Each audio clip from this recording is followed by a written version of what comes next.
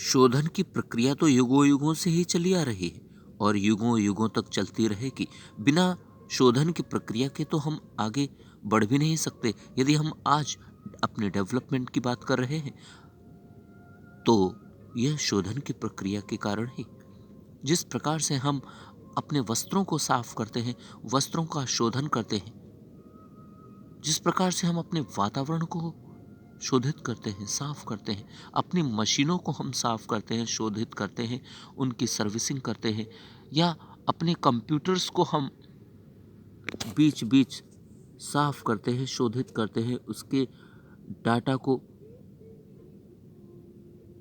Check करते हैं कि कहीं कोई गलत इन्फॉर्मेशन उसमें तो नहीं है, अन्यथा थोड़ी सी चूक से कोई नई समस्या पैदा हो जाएगी, कोई नया रोग पैदा हो जाएगा, कोई नया वायरस तैयार हो जाएगा जो कंप्यूटर में अक्सर तैयार हो जाता है।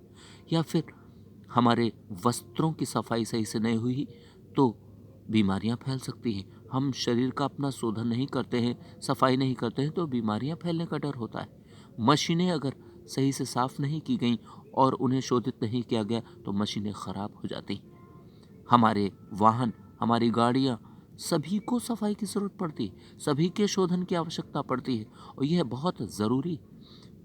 हम अपने सभी आसपास के वातावरण में यदि कचरा देखते हैं तो तुरंत उसे हटाने की कोशिश करते हैं, साफ करने की कोशिश करते हैं। जिस प्रकार हम हर जगह अपने आसपास से लेकर दूर तक सफाई का महत्व रखते हैं, समझते हैं, सफाई का ध्यान रखते हैं, ठीक उसी प्रकार अपने मस्तिष्क के शोधन की भी तो हमें आवश्यकता है। ये जांचना जरूरी है कि हमारे मस्तिष्क में कोई खराब जानकारियां, खराब इंफॉर्मेशंस, खराब डाटा तो नहीं इकट्ठा हो रहा है।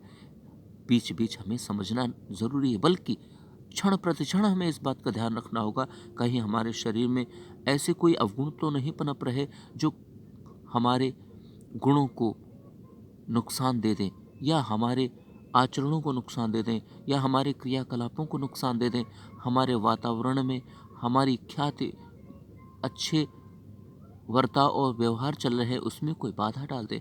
हमें इसे समझना होगा, बराबर समझते रहना है। और ये भी आवश्यक है कि बिना इस प्रक्रिया के हम अपने आप को कैसे मेंटेन कर पाएंगे। अब वो गलत जानकारी किन किन क्षेत्रों से आ सकती है, हम चलचित्रों के माध्यम से आंखों के द्वारा हमारे ब्रेन में वो जानकारियां पहुंच सकती हैं। हम इस पर कंट्रोल करना होगा। हम क्या बोल रहे हैं, क्या सुन रहे हैं, क्या खा रहे हैं, कैसा आहार ले रहे हैं, इन सभी चीजों पर हमारा जीवन आधारित है। हमें समझना होगा कि हमें क्या पृथक करके क्या छोड़ना है, क्या स्वीकारना है।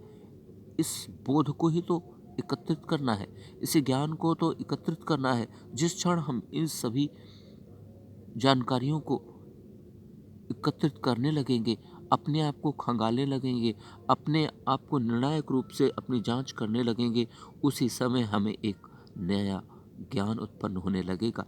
जिस क्षण हम सही और गलत में भेद करने लगे, हमें महसूस होने लगे कि यह गलत है या सही है, यह स्वीकार करने योग्य है, यह स्वीकार करने योग्य नहीं है, यह हमारे लिए नुकसानदायक है, यह हमारे लिए लाभकारी है, यह मानवता के अनुरूप है, यह मानवता के प्रतिकूल है, समझ लेना ईश्वर की कृपा हमारे ऊपर आने लगी है। अब इस क्षेत्र में जैसे जैसे हम आगे और ज़्यादा प्रयास करते रहेंगे, ये ज्ञान और बढ़ता ही चला जाएगा। यह कृपा ईश्वर की ओर बढ़ती ही चली जाएगी और पता ही नहीं चलेगा कि अब हमने अपने ही जीवन को कितना संतुलित और समन्वित कर लिया है, जिस संतुलन और समन्वय के बिना तो हमारा जीवन चल ही नहीं सकता। इसलिए मैं इस बात को मानता हूँ, यदि हम खुद की जांच करते रहेंगे, हम खुद के अपने मस्तिष्क का शोधन करते रहेंगे तो हमें कोई बाधाएं नहीं आएगी, कोई भी हमें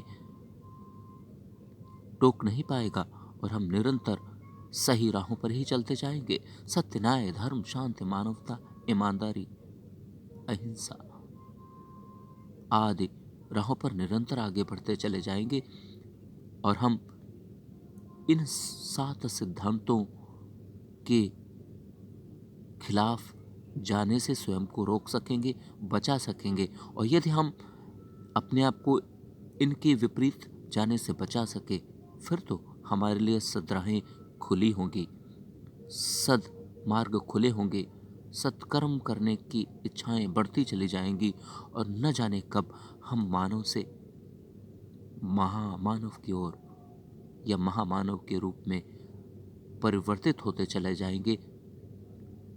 और यदि ऐसा हो गया तो हमारा जीवन सफल हो जाएगा। मानवता या मानव जीवन मिलना सार्थक हो जाएगा।